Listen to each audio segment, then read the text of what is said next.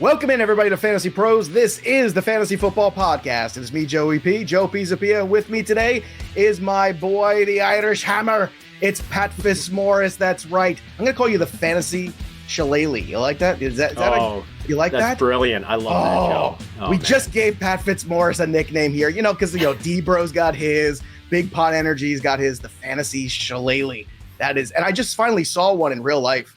And I have to hold one. It's pretty awesome, I gotta say. Fearsome weapon, man. Fearsome weapon. And speaking of fearsome weapons, guess who's joining us again? It's Mason Dodd again, joining us somehow. I don't know how we got so lucky that he came back here once again to join us on the program. We just had you on a few weeks ago, Mason, and you're just so popular. The kids love you.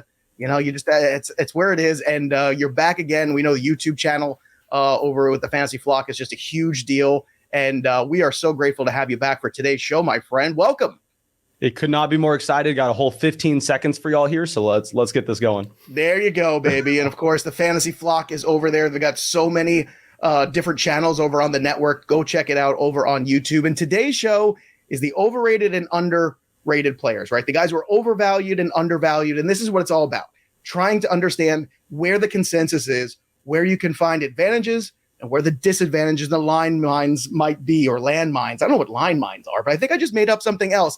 I'm full of creativity today. That's where we are. But the landmines you want to avoid, and of course, the guys you want on your roster. So today we're going to go through running backs, wide receivers, tight end, and quarterbacks that we think kind of fit those bills, both in the good and bad, because obviously that's what fantasy is. You got to take the good, the bad, you take them all, and there you have the facts of fantasy. You have them all together there. And today, of course, we're going to be using fantasypros.com/rankings to go through all these in the ADPs and give you a sense of where the value lies and where things are going in the right direction and wrong. And of course, we want to get you ready for everything that's going on here. And Draft Wizard is going to get you ready for your draft. So if you head over to fantasypros.com/draftwizard, because the regular season is just about here right now, and the Wizard has all the tools to get you prepared, get you ready for all of your drafts. We've got the draft simulator. We've got the draft assistant with sync. We've got draft intel, which allows you to see your league mates' drafting patterns and tendencies. Talk about a leg up on the competition. People use the word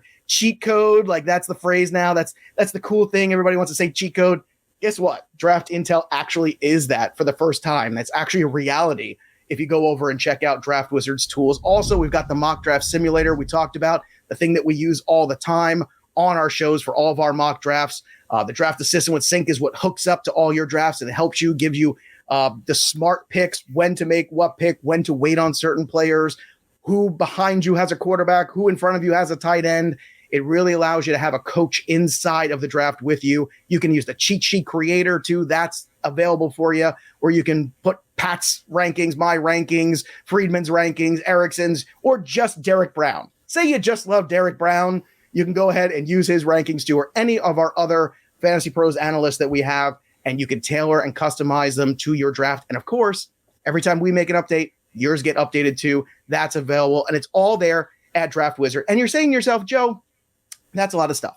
How do I get all these stuff? How do I get all these things? Well, this is how you do it. You go to fantasypros.com/offers, and you go make a deposit in one of our partner sites. And just like that, you get 6 free months of our premium product.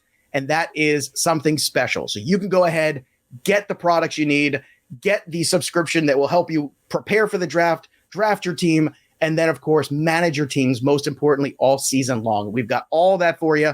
Go to fantasypros.com/offers, hit that bad boy, and then go check out fantasypros.com/draftwizard to get prepared. Now, speaking of getting prepared, let's start with the running back position. And gentlemen, let's talk about the guys that are underrated first here. Pat, let's start with you. Give me the running back that you feel right now is a little underrated based on the ADP you're seeing right now.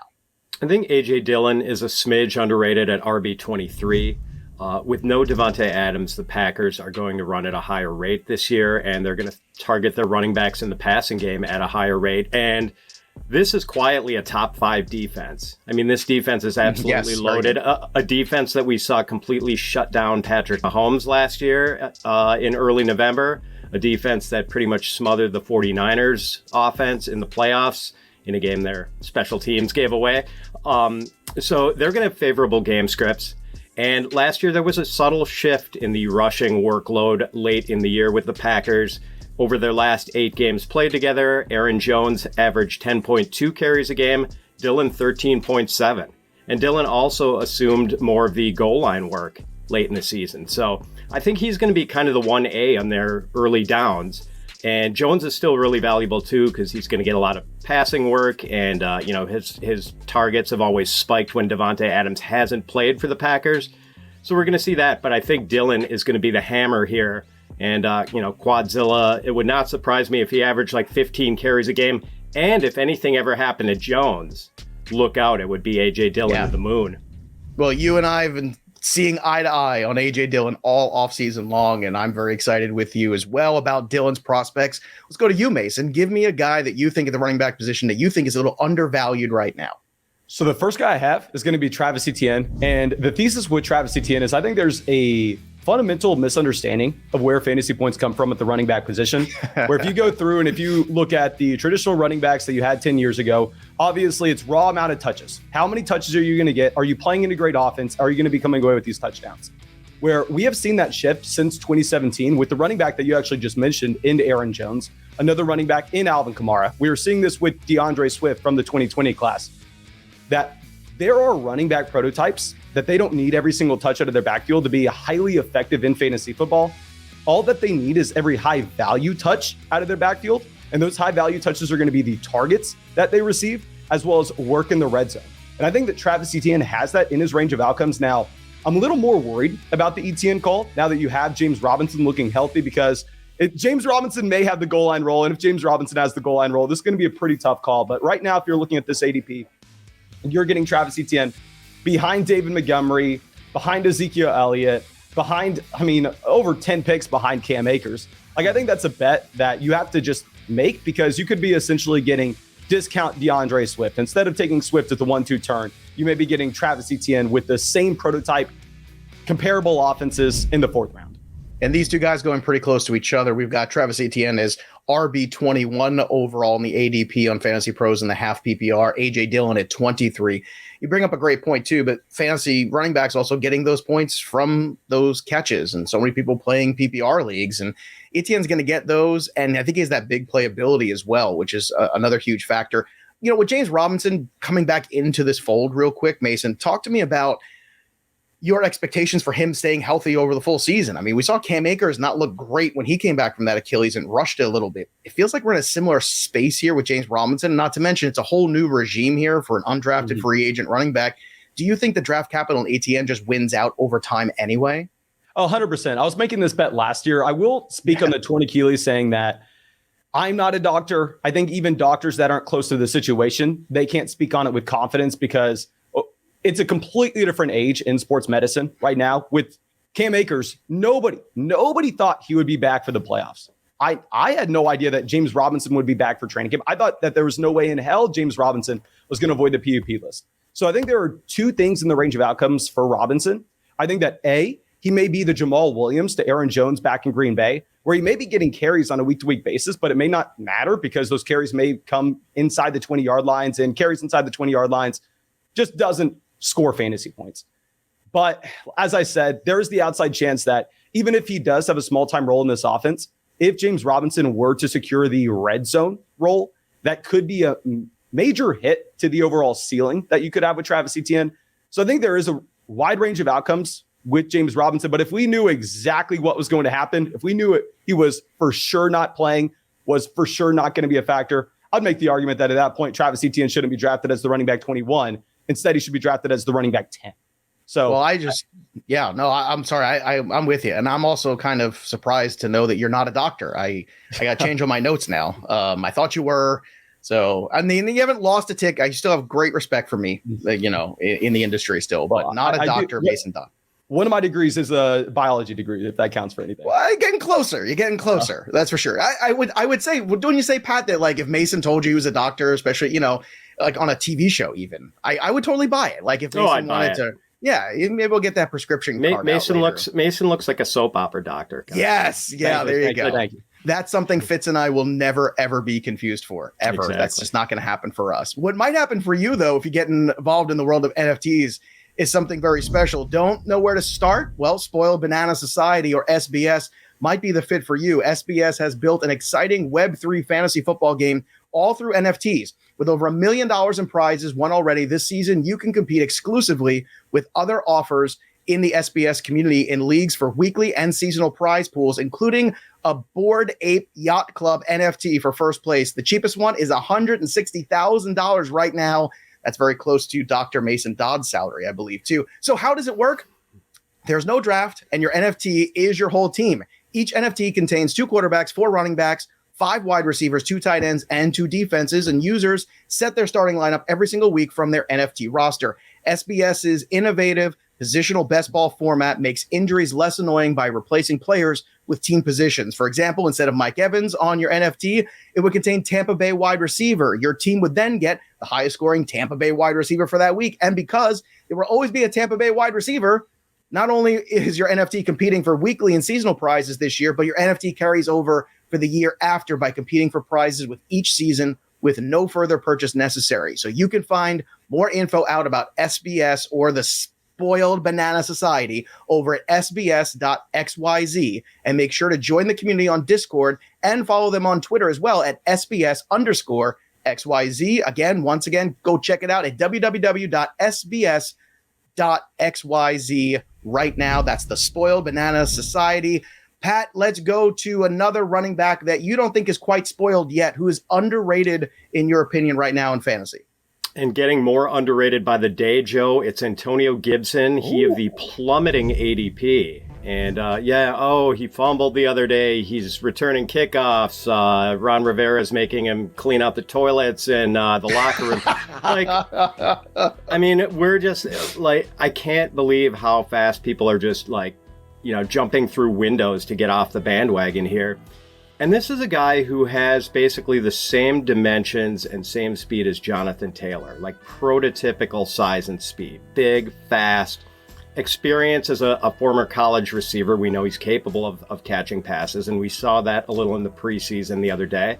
And a guy who has scored double-digit touchdowns and finished as a running back 1 in each of his first 2 years in the league, and yet we can't get away from this guy fast enough because we're worried about Brian Robinson. Like, I like Brian Robinson as a prospect, but if we think that Antonio Gibson isn't going to get at least 12 touches a game and be at minimal flex worthy, and a guy with his skill set who just turned 24, by the way, it's not like we're talking about a guy who's aging out of peak range. So I just don't understand why a guy as toolsy as this, who actually has produced, we're not just talking about like the production in theory, and people are just like fleeing from this guy. I don't understand it. So I'm happy to get him at whatever his ADP now is, and that's like, it's slipping into like the 8th round, Joe.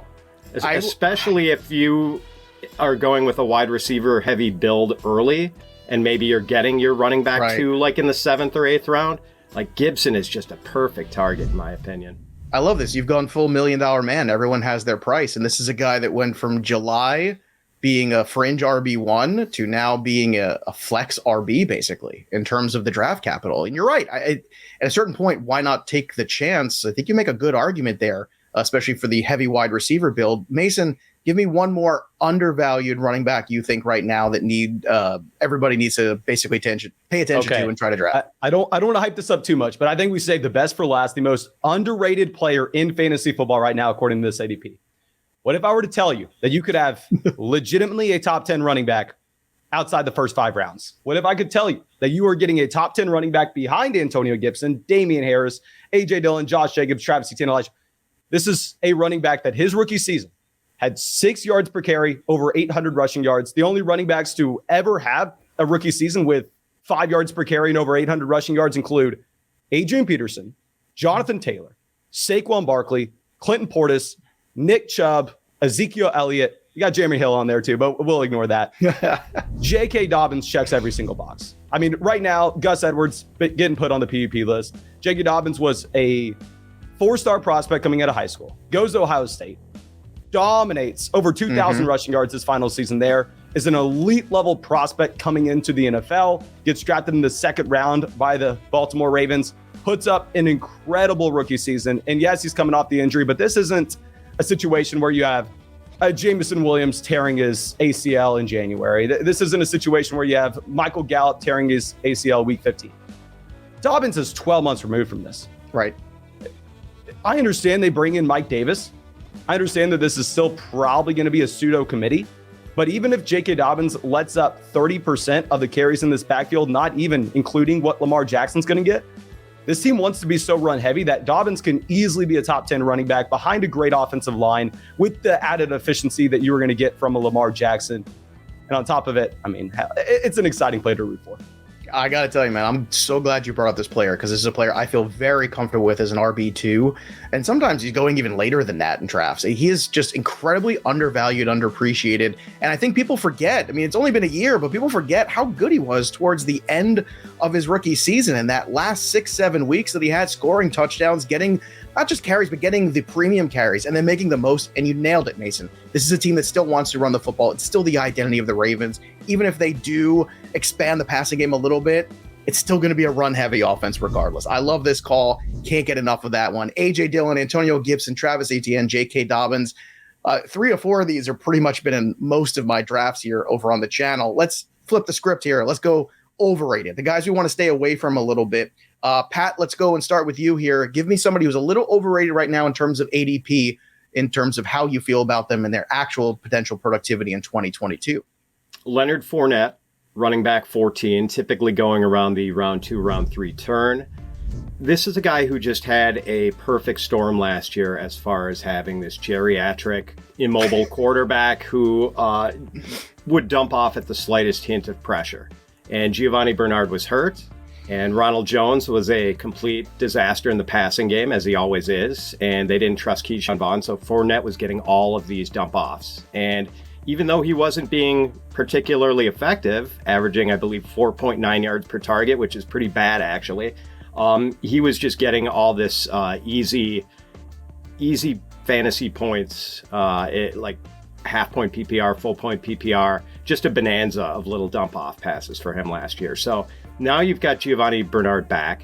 You've got a rookie in Rashod White, who was actually very good at catching passes and pass blocking in college. And now in the running game, you've got major problems with the middle of the Buccaneers offensive line. You know, Ali Marpet retired, Alex Kappa left in free agency, Ryan Jensen is hurt. One of the backups who was going to play guard is hurt now, like for the whole season. So yeah, it's a mess there. So he's going to be less efficient as a runner, most likely. And, also Chris Godwin is back late in the season. I think that was spiking Fournette's weekly target totals even further.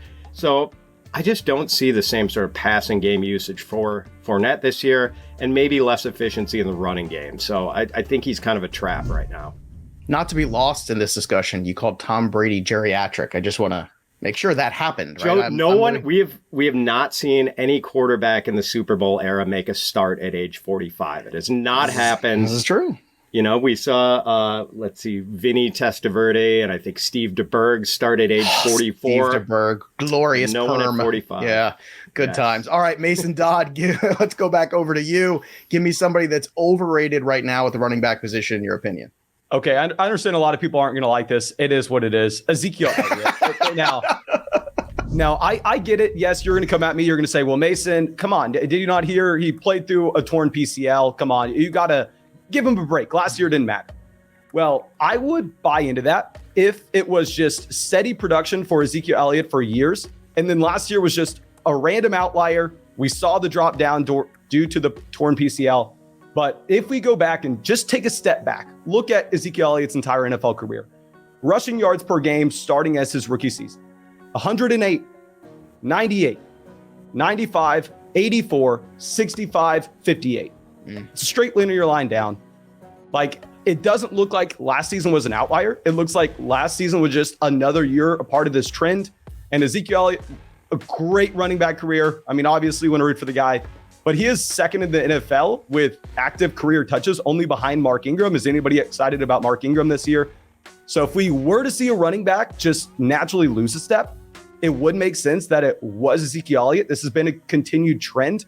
And you're looking at him in a range of drafts where you have to take him in the early third, middle of the third round, according to this ADP. According to this ADP, I'm able to get Kyle Pitts instead.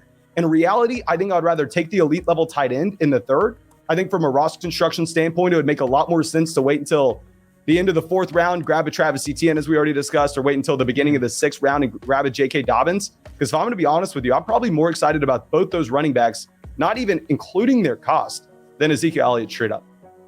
Is there a strange illusion, Mason, that the safety of Ezekiel Elliott is still there? Is that the biggest danger for people this year? I think the biggest danger is people are going ahead and looking at counting stats. So if you look at Ezekiel Elliott's counting stats, hell yeah, you could make an argument, oh, Mason, he was a low-end running back 1 last year. He played 17 weeks. You play 17 weeks. Of course, you're going to be getting ahead of players like Derrick Henry, who only got to play half the season. In reality, if you look at a points per game basis, I mean, he was the running back 17. That's where he's being drafted this season. I would say that he's one of the most durable running backs in the NFL, and you have to give him his credit for that. But when I'm playing fantasy football, I'm looking for ceilings. In reality, I don't care if I get 6th place or 12th place. That's the same for me. The only thing I'm trying to do is get first. So do I think Ezekiel Elliott could be a top 5 running back in fantasy this year? I don't see how that's in the range of outcomes. Great point, too. You know, you're talking about Ezekiel Elliott, 17, Fournette at 14. The guys we just talked about in the 20s, A.J. Dillon, Travis Etienne, J.K. Dobbins even later. Yeah, to me, that's always been where the value is, which is why I'm still a very heavy wide receiver build person, because I think you could just get away with it this year because of where the running back talent is. The dead zone, I think, is grossly overestimated. Speaking of overestimated, let's get another overrated player here. Excuse me. The running back position for you, Pat. Give me a second name at RB that's overrated for you. I will, and I love the Zeke call, by the way. And the Tyron Davis injury is certainly not going to help in that regard either, with him missing several months. So great job by you today, Pat, bringing up all the offensive line stuff, because people don't, whether it be Tampa or in Dallas, people don't really talk enough about that in fantasy. And I'm glad you guys are bringing it up today, because I think it's very important people understand it. No matter how great a running back is, if you don't open up those holes, it's really tough, especially for the older guys. And some of those older guys, Leonard Fournette, Ezekiel Elliott, need a little help these days. Yes. Good segue. Older guy, go right to me, Joe. Thank you. I'm not considering that a subtle jab. The Shillelagh might have been around 100 years, but it still packs a wallop. So Devin Singletary is my guy, and I think he's still being pushed up on the basis of his terrific finish last year. Certainly he was a wonderful asset for fantasy managers down the stretch in the playoffs, when the Bills just basically turned everything over to him, decided to kick Zach Moss out of the running back rotation. And unfortunately, Moss is back now. They've drafted James Cook. This is a 3-headed beast. And it is a 3-headed beast on a team where, since Josh Allen has become the starter 4 years ago, he has run for 31 touchdowns, and all Bills running backs combined have run for 28. So we're splitting up a very small piece of pie 3 ways. And we think James Cook is probably going to get the passing down work. That is where he excels. So it's early down stuff for Singletary, who might be sharing that with Zach Moss. I just don't see him being a comfortable start for you in fantasy football, when the season kicks off. And if he can't be a comfortable start for you, don't take him in a single-digit round.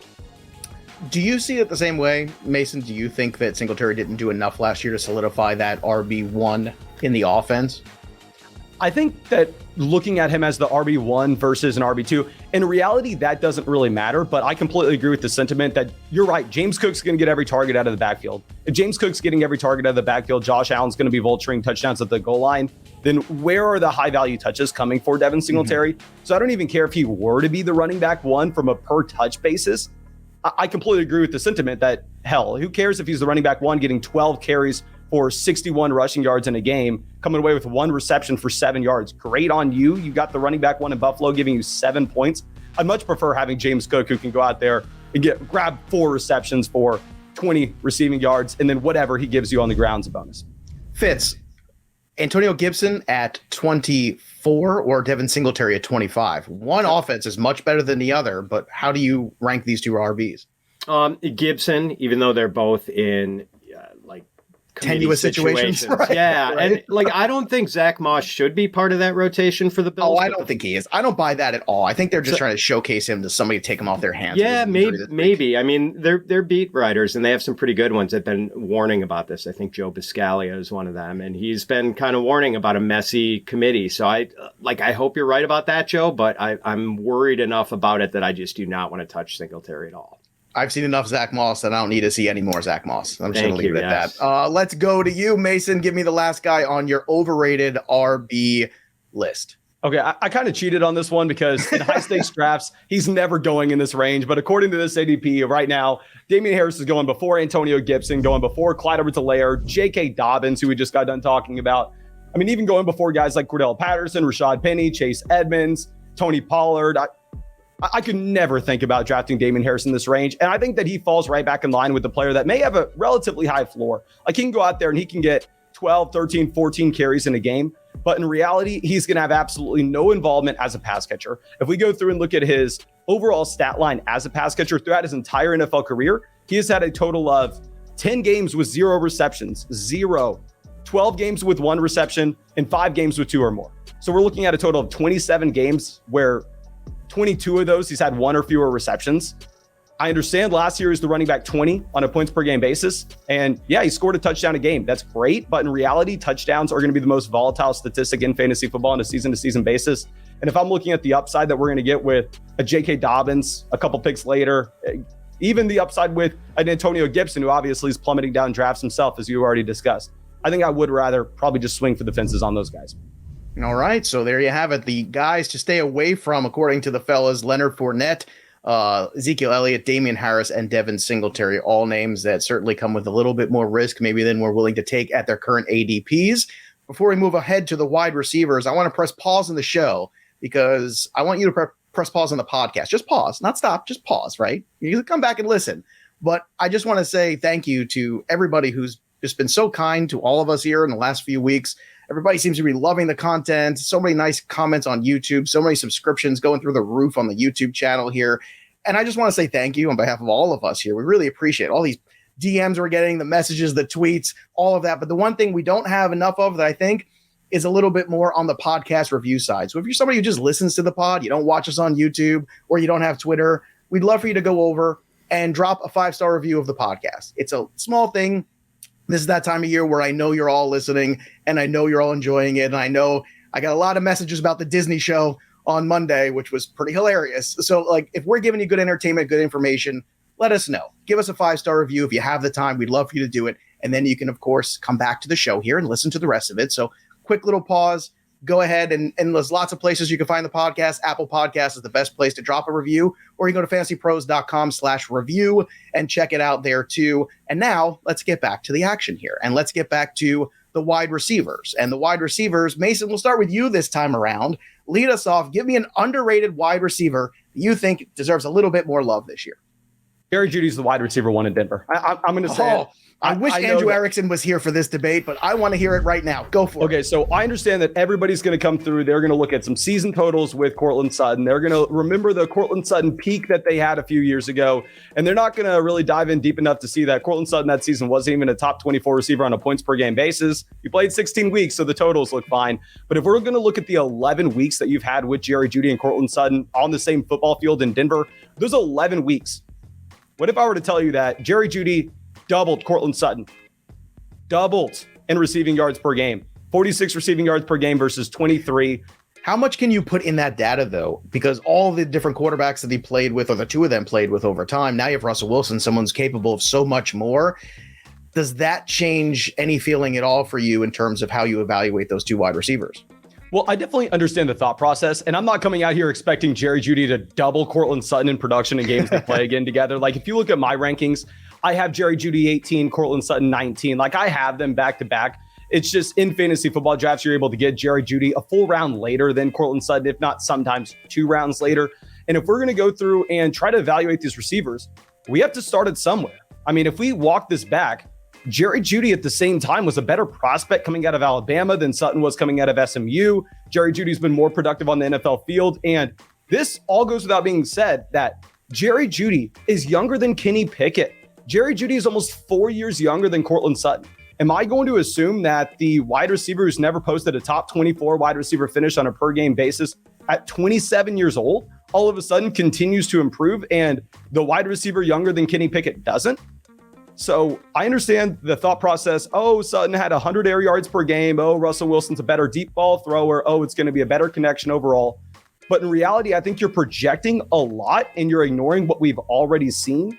where, sure, if you wanted to rank Sutton one spot before Jerry Jeudy, I'm fine. I have them back to back, but I don't think there should be a 1 to 2 round gap on these players in fantasy football drafts. Well, there's 5 wide receiver spots between them right now in ADP. Fitz, it's really good to hear a counter argument to the Courtland Sutton love that we've gotten on the pod lately. So do you lay on this same spot too, where you'd rather have Jeudy a little later than Sutton at his current ADP? Absolutely. And let's leave it at that because I have more on this more to say on this later. Okay, so, yes, more to say. All right, I agree. I don't want to give any spoilers. All right, Pat, give me an underrated wide receiver from your point of view this year. Rashod Bateman. And we saw the Ravens spend a first-round pick on Bateman in 2021. And then in the 2022 draft, Bateman's, I think we're going to see a second-year breakout here because Bateman's first year was disappointing, dealt with a core injury all year that I think slowed him down a lot.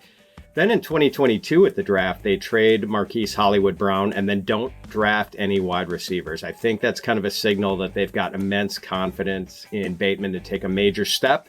In 2022, it's pretty much going to be the Bateman and Mark Andrews show, maybe with Isaiah Likely as the third guy, because the rest of the wide receivers here are just, James Prochet, Tylan Wallace, Devin Duvernay. It's not a real attractive group. So there's like sneaky 140, 150 target potential for Bateman. And I love the guy.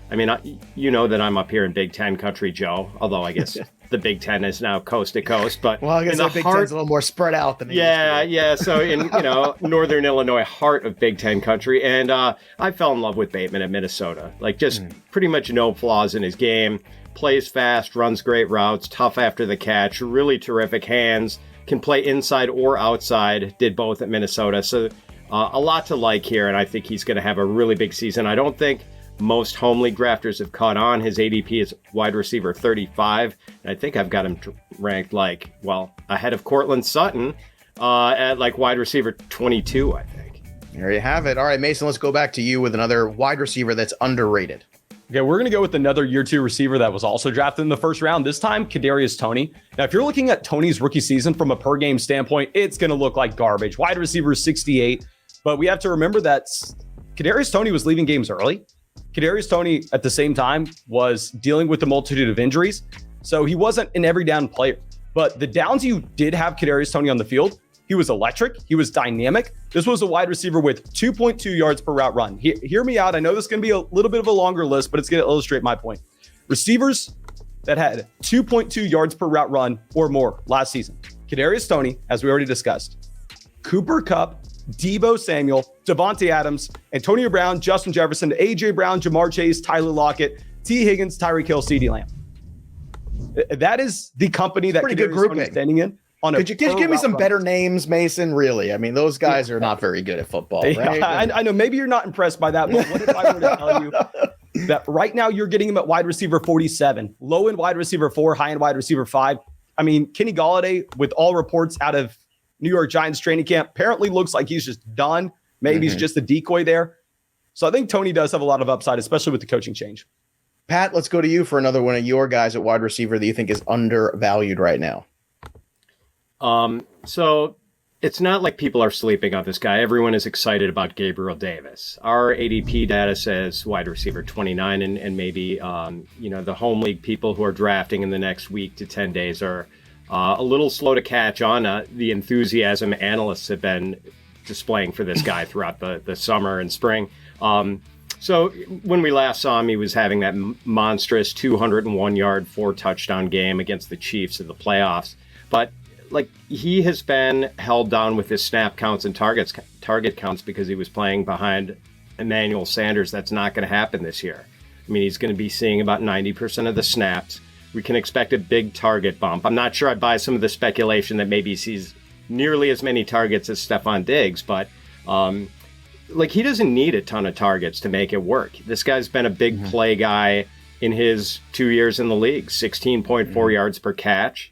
I think he scored a touchdown on over 17% of his catches and over 10% of his targets, which is just insane. So, and of course, he's playing in one of the most high-powered passing games in the league. So I think Gabriel Davis, still a bargain if you're going off this ADP. I know in a lot of analyst leagues, he's sneaking into the fourth round some of the time, but fifth, sixth round, I think he's a really good value, and maybe you can get him even a little later than that in some drafts. All right, so you got Gabriel Davis, Rashod Bateman, Jerry Jeudy, Kadarius Toney, all guys that I think are very worthy, I agree, of a lot of people's attention and probably are a little underrated. With Kadarius Toney, I want to ask you this question, Pat, real quick. He was so electric in such a short sample size last year. Is that dangerous in terms of draft capital because you haven't seen him play enough games to really see if he can sustain that productivity over a full season?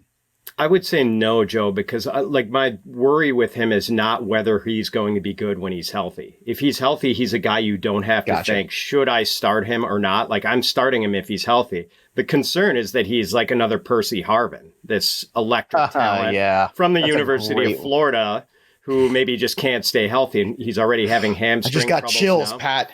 I know, got chills man. when he did that, and not the good way. He just went up like the spine, the whole thing. I don't know. But yeah, I love Mason's call on that, and I love him too. And I'm overweight on him so far in my drafts. And if he can't stay healthy, it's unfortunate, and I'll take that loss. But I have no doubt that if he stays healthy, he's going to be good and is going to be worthy of being in our lineups. All right, Mason, let's hit an overrated wide receiver based on ADP. Yeah, this is someone going literally 2 rounds behind Gabriel Davis in high stakes drafts. But based on this ADP, he's going 2 rounds before Gabriel Davis. It's very funny to see the difference between the two. But DK Metcalf, I admit, one of the best talents of the position in the NFL, coming off a season where he had a 26% team target share in Seattle. Unbelievable talent. But what does DK Metcalf thrive off of? He thrives off the deep ball. He is that deep target in Seattle. What do you need if you're a deep target? A respectable offensive line, so you have time to get downfield, and then a quarterback that is actually at least respectable with this deep ball accuracy. Well, right now, he's playing behind the worst offensive line in the NFL with either Drew Lock or Geno Smith at quarterback. It's just a situation where I think that you have to avoid the Seattle Seahawks offense like the plague this year. It's going to be a team that can't run the ball, that tries to run the ball, and then with a have to go run, pass, and it's 3rd and 10, I don't think that Geno Smith is getting the job done. Does your opinion of DK Metcalf change if Jimmy Garoppolo is the quarterback in 2 weeks after 100%? And I actually was more willing to draft DK Metcalf a few months ago in best ball leagues with the possibility that Jimmy G was going over there. And of course, I'm not smart enough to say this with certainty, but I would imagine if the Seattle Seahawks were making a play for Jimmy Garoppolo, they would have done it by now. Well, I think they're just waiting out the clock and they just thinking, have him get cut. And then you go ahead and you just swoop in there at the end because the 49ers are up against it with Garoppolo's contract and everything. It seems like that's just the direction where things are going to go. But I'm glad you were ready so quickly. I think that says a lot about your feeling about if that situation changes, which again, it might. If DK slides a little bit in your drafts this weekend, maybe you do take advantage of that and wait and see what happens. But right now, currently overrated. Who's overrated for you, Pat Fitzmaurice? Oh, Joe, it's Courtland Sutton. I felt so bad for you that you've had to listen to weeks, if not months, of Debro and Erickson with these Courtland Sutton platitudes. And, I don't have to say too much here because Mason just made such a great case in his promotion of Jerry Jeudy as being underrated. And I agree, everyone is kind of assuming based on the ADP information in the drafts I've seen that Sutton is the number 1 receiver in Denver. And I'm not so sure about that. I mean, Jeudy was such a fabulous runner in college. And he's so good after the catch. And we haven't seen him put that all together in the NFL yet, but I think those skills are still there. And just one thing I want to spotlight, and Mason alluded to this, that after Jeudy came back from that high ankle sprain he sustained in week 1 last year, which I believe was week 8, for those last 11 games, I mean, Courtland Sutton just disappeared in a puff of white smoke from that offense. 4 targets a game, 2 catches a game, and 23.7 yards a game, and 0 touchdowns in the last 11 games. And this is a guy we want to sign up to be our wide receiver 2 on our fantasy teams. No. That's not a small sample size. That's the better part of a full season. And I know Debro and Erickson think Russell Wilson is the magic elixir that's going to make that all better, but I'm not so sure I buy it. Well, when we have the rankings throwdown at noon today, I know, people are you're either in that Discord and hanging out with us or you're not. I'm going to bring up all these great points that you had and, of course, have another Jerry Jeudy fight with them because I'm the fantasy Loki and I like chaos. It's fun. Let's get to another one of your overrated guys, Mason. Who do you want no part of right now with the current ADP at wide receiver? Just another guy that's going to be playing with one of the worst quarterbacks in the NFL, Amari Cooper. Like if you were playing in maybe like a best ball tournament where you really need to be prioritizing production for weeks 15, 16, 17, hell, you'll have Deshaun Watson there. Great situation. You'll love Watson coming in and elevating the efficiency of the passing offense. But with Jacoby Brissett, this is going to be one of the most run-heavy teams in the NFL with some of the worst quarterback play in the NFL. I am a fan of David Bell. I mean, with David Bell, I think he's this year's Amon-Ra St. Brown. Not really a player you can draft in casual leagues just because he's not going to have his breakouts later in the year. Just someone to keep on your watch list for the waiver wire. Maybe pick him up week 9 before the buzz of as soon as we get some buzz, as soon as he's out there, he makes a couple of big plays, then we can get excited about it. But with Amari Cooper, he shouldn't be startable with Jacoby Brissett. So what I would rather do is that in a casual fantasy football league, avoid Amari Cooper when you're having to take him before guys like Gabriel Davis. He's going before Chris Godwin. He's going before Juju Smith-Schuster, Michael Thomas, Elijah Moore. Avoid him at that price point. Wait a month or two, and then go out there and start sending some trade offers when we know the situation will be drastically better in the second half of the year. Agreed wholeheartedly. Some players are better to draft. Some players, are better to trade for. All right, give me one more name, Pat, that's overrated at wide receiver at their current ADP. All right, Joe. I really don't want any piece of Marquise Hollywood Brown at wide receiver 25, and I know people have been excited that he's reuniting with Kyler Murray, his college quarterback, and thinking that he's got this great runway in the first 6 weeks of the season with DeAndre Hopkins suspended. Well, DeAndre Hopkins is going to be back at some point, and then the target picture gets pretty messy there. And like, Hollywood has always been this really erratic point scorer, and he kind of reminds me of Deshaun Jackson in that regard, a guy who can have this big game and just go nuclear one week, and then the next 2 weeks are like, 2 for 13. He never had the hands of Deshaun Jackson. Like, that's the thing. To me, it's the drop balls, it's the bad routes. Like, he's not really good. He's like that mistake hitter in baseball where if you throw him a mistake, he's going to hit it out. So, like, he's that dude, in my opinion. That's always hard to gauge in terms of productivity. Yeah, thanks, Joe. And like, that's the point I was going to make, that Deshaun Jackson is on a different level. Deshaun Jackson averaged like 9.9 yards per target over his career, and Hollywood Brown averages like 7.4, which is kind of a mediocre number if we're being honest. So, plus, just, I'm sometimes a little biased against the smaller receivers too. I think it's easier for them to get banged up, but I'm not as excited as other people are with the Hollywood Kyler Murray reunion. Yeah, I'm with you, man. All right, so just to recap, too, these are the names that we are lower on. Courtland Sutton at 21. You have DK Metcalf in that range as well with Amari Cooper, and then Marquise Brown at 25. So these are the guys that the gentlemen here today think are overrated, you should be aware of. Let's do the quarterback position next here. Pat, let's start with you. Give me your underrated quarterback and your overrated quarterback in 2022. Yeah, underrated, I'm going to say Ryan Tannehill. Overrated, I'm going to say Ryan Tannehill. I think he's going quarterback 18, and I just don't see it. Like, I think that offense has really kind of gone to seed. The offensive line is worse. They don't have A.J. Brown anymore. They have Treylon Burks, who has not exactly been turning heads in training camp. They did bring in Robert Woods, but, like, we know what the Titans want to be. They want to be like this ball control team, and Ryan Tannehill has kind of been living on the rushing touchdowns lately. Like, I think he had 7 of them last year, which sort of artificially spiked his value. And I don't know. I don't think we're going to see Ryan Tannehill finish in even QB2 range this year. I think he's going to drop out of that. And there's a chance that at some point they turn to Malik Willis. So, underrated. Boy, dare I call Derek Brown underrated? Derek Brown. Oh my God. No, Derek. About him so much now, you just associate him. Yeah, Derek Brown is. Brown, I think he's a little underrated now that you mention it. Yeah, maybe just a little, but the beard game is very strong. Yeah. I'm thinking of Derek Carr, like who should get maybe more of a boost than he's getting with the Devontae Adams addition, and mainly, like, we've always seen Carr put up these good yardage totals, but the touchdowns have kind of been lagging. I think Adams helps with that a lot this year. I think it's great that the AFC West is going to set up all these OK Corral game scripts where it's just, last team to score wins. I actually sort of, in a way, like that the Raiders' offensive line might not be that good because I think they're going to have issues running the ball. And I think like sort of the quick, short passing game is what's going to be their MO offensively as a result. So I think Carr is in line to put up maybe some of the best numbers of his career this year, and especially in the touchdown department. I saw you and I are in the same league this year in our FantasyPros leagues together for the whole company. So, and that's just the worst because you and I see the board so similarly and have the same opinion. I hope we draft back to back because I can only assume that's going to be a good time. All right, Mason, how about for you? Who's your overrated quarterback? Who's your underrated quarterback this year?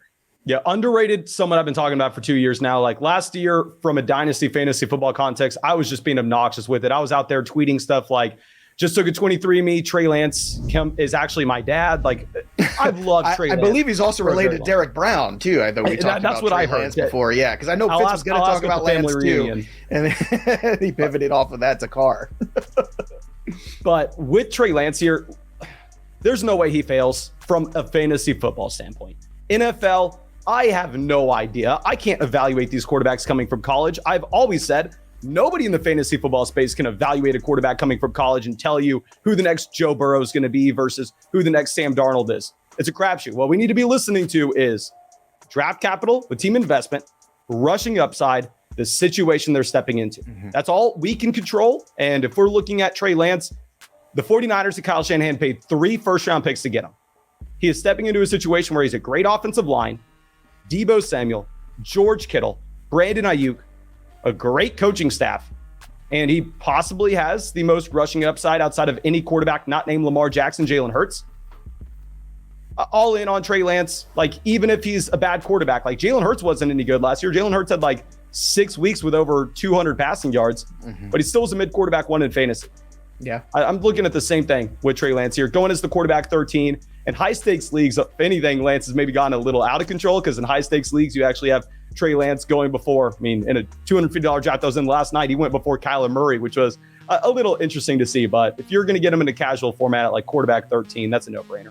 Look, in NFFC, I understand why that would be inverted. I think you swing for the fences in those kind of formats. So who's your overrated guy quarterback then? Overrated guy, I had to pick someone that I felt like was going top 10 because once we get down to the people at the end of the list, unless you're playing in a Superflex league, nobody's drafting him anyway.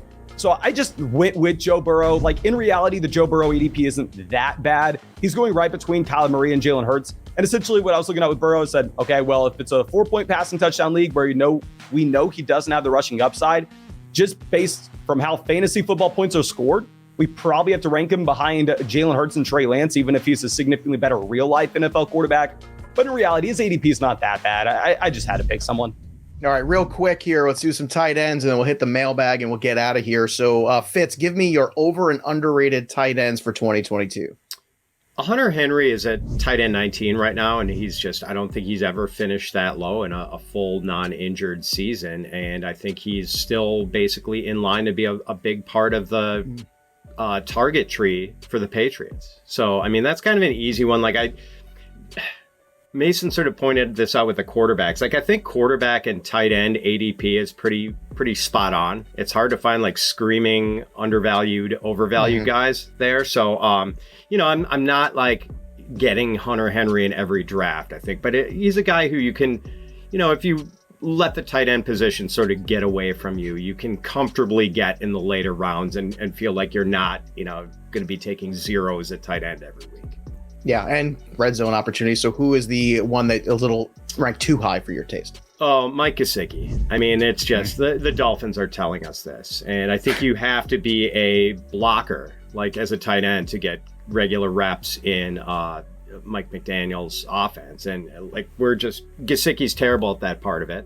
And like he's had his moments as a pass catcher, but there were also periods last year where his efficiency just plummeted. Like late in the season, I think he was like 5.6 yards per target or something for the last, I think over the second half. So I just kind of want no part of him. I think people are going to remember some of the good games he's had and like not see the direction this is headed.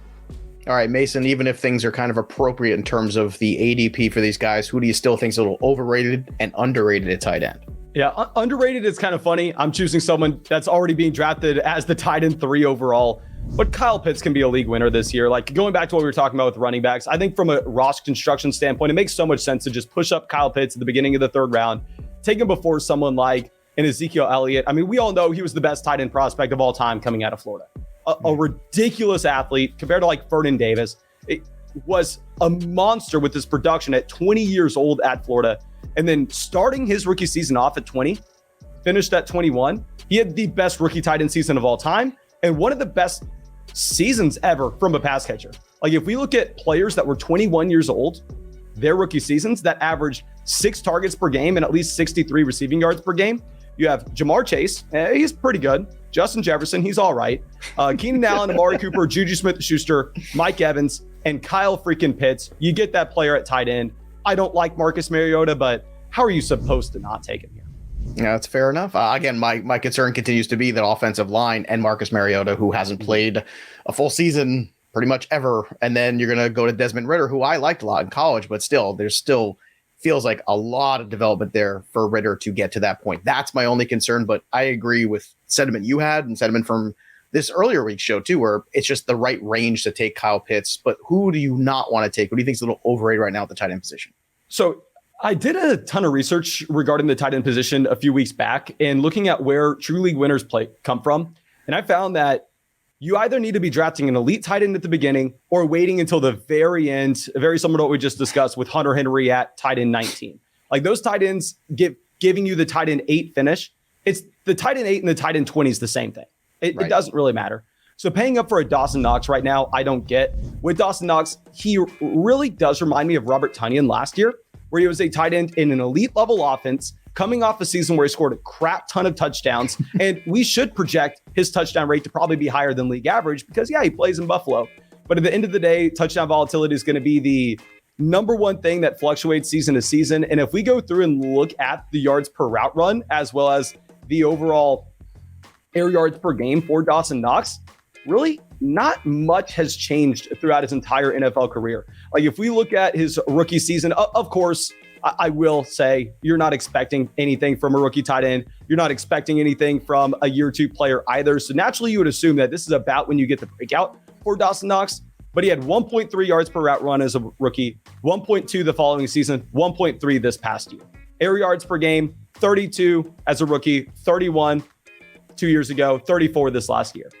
So Dawson Knox hasn't changed at all who he is. The only thing that changed is how many touchdowns he scored last season, which I think that comes down to earth a little bit. I think he is a high-end tight end 2, low-end tight end 1. In reality, if you have to take that player in the middle rounds, you're better off just going receiver.